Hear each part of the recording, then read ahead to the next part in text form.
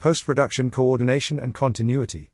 A hard drive can fail, an editor can get moved to another job, and a version name can get reused, yet post still has to move. I've watched teams lose a whole day because nobody could prove which cut matched the approved dialogue temp, and continuity notes got scattered across 5 email threads. Mina, a 31-year-old coordinator moving into post support, hit that exact wall. She inherited a folder tree that looked organized until you asked one question: which version is the one we promised the director? That's what this chapter fixes. You'll build continuity-friendly documentation, keep post materials in a structure that makes sense 6 months from now, and use version control rules that survive scrutiny when someone asks, "Show me." The decision: pick a continuity system or pay for confusion later. You have a real choice to make. You can treat post support like a pile of deliverables you keep close by, or you can treat it like a chain of custody for creative intent. If you choose the pile approach, you'll keep chasing the right file at the worst times, right before a review, right when a client asks for changes, or right when an archive needs to be handed off. If you choose the continuity system, you'll spend a little more time up front, and you'll buy back hours later when people need answers fast. Here's what's at stake when you choose wrong. Continuity isn't just props and wardrobe notes, it's also which take, which edit, which audio, which caption file, which VFX pass, and which notes led to the final outcome. If your documentation doesn't clearly connect those dots, you create rework.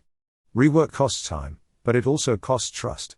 Mina learned that when an online review came back with a fix the shot note, and the team couldn't identify the exact take the note referred to because the continuity record didn't match the edit version.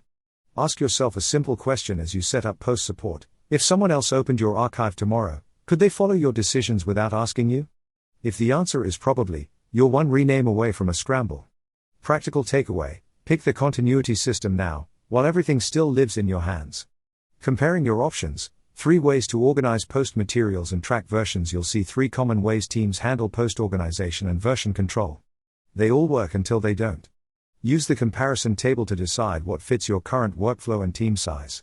Option: cost, time to set up; difficulty, best for, what you get, vertical bar, vertical bar, vertical bar, vertical bar, vertical bar, vertical bar, vertical bar. Option A: folder tree plus manual naming, no formal log, low 30 to 60 minutes, low small post teams, short schedules, files in one place, but weak-proof trail. Option B: folder tree plus version log document, one source of truth, low medium, 1 to 2 hours, medium, most productions with reviews and multiple deliverables, clear mapping between versions, notes, and approvals. Option C: structured continuity chain package, version log plus continuity notes plus locked review exports, medium, 2 to 4 hours, higher, shows with heavy continuity, VFX, subtitles, or long runs, audit-ready history that travels with the job. A key nuance the table can't capture: Option A often looks clean on day one. You can still find the file quickly if you always work the same way. But when someone misses a naming pattern, or when a new deliverable arrives with a different naming convention, your manual system stops telling the truth. Option B fixes that by adding one document that you update every time you touch a review cut, an audio mix, or a subtitle export. You still rely on folder structure, but you also create a record that answers the question Mina got stuck on: what did we approve, and where is it? Option C goes one step further. It packages continuity-friendly documentation with the job so post, finishing, and delivery can verify continuity decisions without hunting through messages. If you've ever had to respond to a show receipts request from a client or internal QC, you already know why this matters. Practical takeaway: don't pick a system you can't maintain when the schedule gets loud. The verdict: choose the continuity chain for anything that gets reviewed. Here's the decision flow I use with coordinators stepping into post support. It keeps you from overbuilding when you don't need it, and it keeps you from underbuilding when continuity can blow up later. If your post workflow includes reviews, director/client notes, multiple deliverables, offline, online, temp mix, subtitles, captions, or any continuity-sensitive element, VFX continuity, prop continuity, on-screen text accuracy, choose option C, the continuity chain. If you only need to organize a single final master with light review and your team stays stable, choose option B, version log. If you truly have one operator and no review loop beyond a final check, choose option A, but only if you're willing to accept that you'll struggle to prove what changed if someone asks later. Mina's situation landed on the option C side. She wasn't just moving files, she was supporting a review rhythm where notes changed shot timing and dialogue placement. That means continuity documentation needed to connect notes versions exports in a way another person could follow. Practical takeaway: when continuity and review both show up, pick a system built for proof. Making it happen: build your continuity chain package, organized materials plus version control plus continuity docs, You'll implement the continuity chain in a way that fits daily post work, quick to update, hard to break, and easy to audit. Step 1. Create a job folder structure that mirrors the review path. Build your base structure once, then keep it stable. Don't invent a new tree for every new task.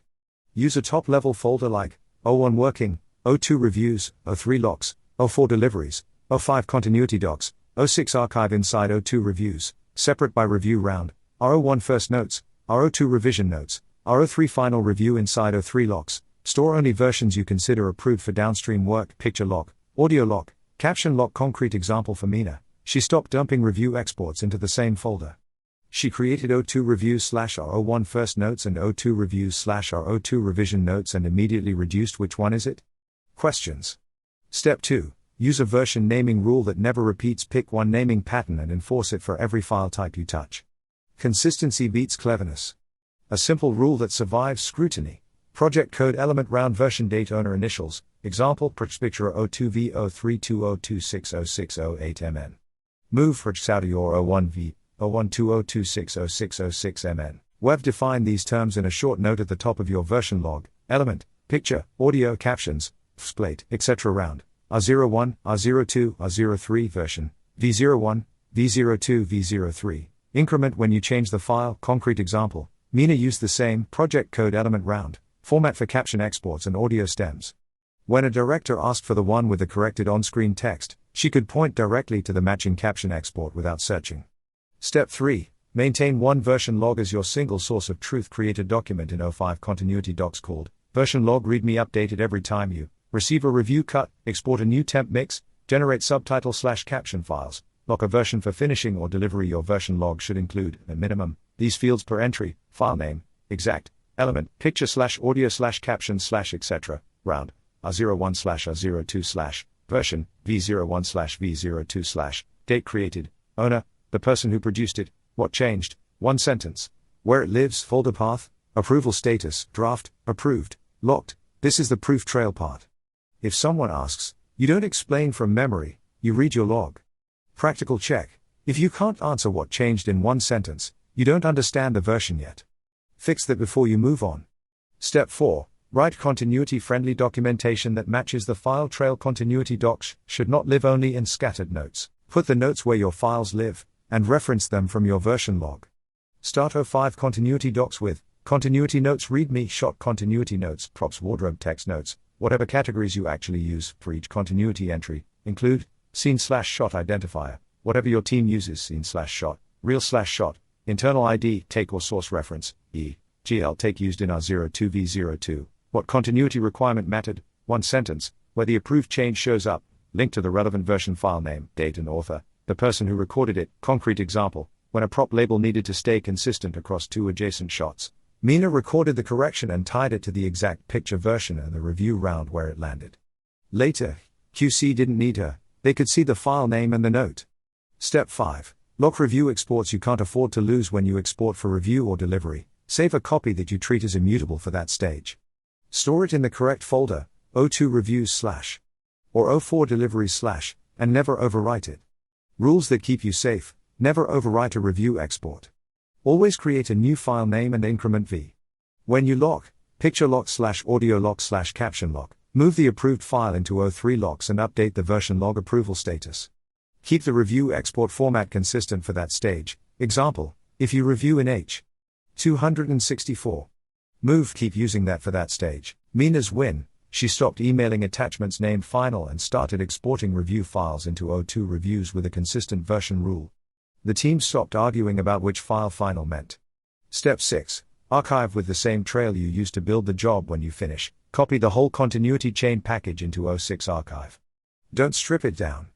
Include the folder tree, version log, readme, continuity notes, locked versions, at least the ones that map to delivery. Your archive becomes your receipts folder. If something gets questioned later, you can answer quickly. Practical takeaway: continuity survives only when your documentation travels with the files. Checklist: do this today. Create or update O5 continuity docs / version log readme and add one entry for your most recent review export. Include file name, round, version, what changed, approval status, and folder path. Rename one existing file to your version naming rule and move it to the correct O2 reviews /R0x folder instead of leaving it in a mixed working area.